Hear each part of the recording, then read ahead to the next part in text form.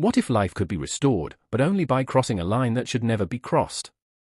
That disturbing question is at the heart of Rebirth, 2023, a psychological horror thriller that reimagines the concept of life, death, and scientific obsession in a way that feels both intimate and deeply unsettling.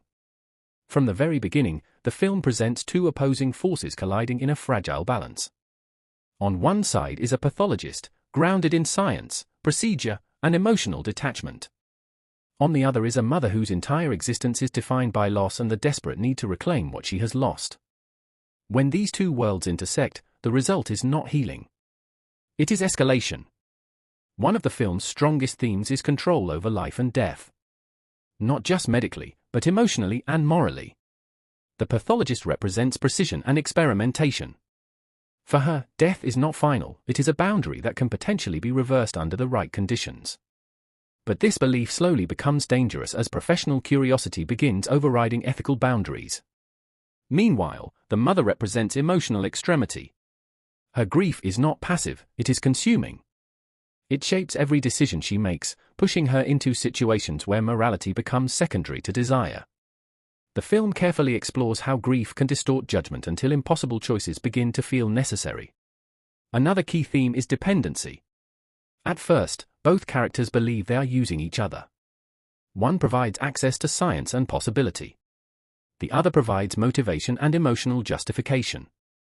But over time, this relationship becomes increasingly unstable as power shifts between them. Neither woman remains fully in control. One of the most subtle but powerful aspects of the film is how it treats the idea of identity. When something is brought back to life, the question becomes, is it truly the same person, or simply a reconstructed version of them? That uncertainty becomes the emotional core of the story. The horror does not rely on external threats. It comes from recognition. From realizing that restoring life does not necessarily restore humanity in the way it was before.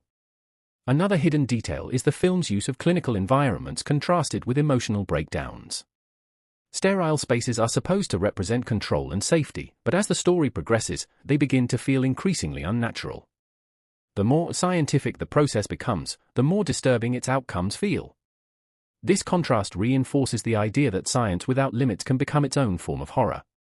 As the narrative progresses, ethical boundaries begin to collapse.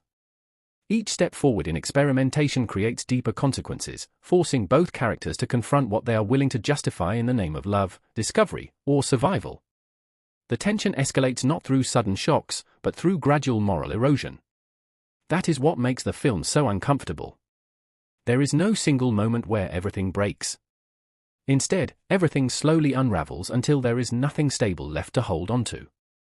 The final act forces both characters to face the irreversible consequences of their choices. What begins as an attempt to restore life becomes a confrontation with what life actually means when separated from natural order. The ending of Rebirth does not provide clean resolution or comforting answers.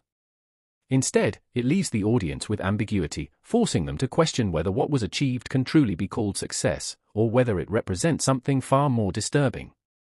That uncertainty is intentional. Because the film is not simply about bringing someone back.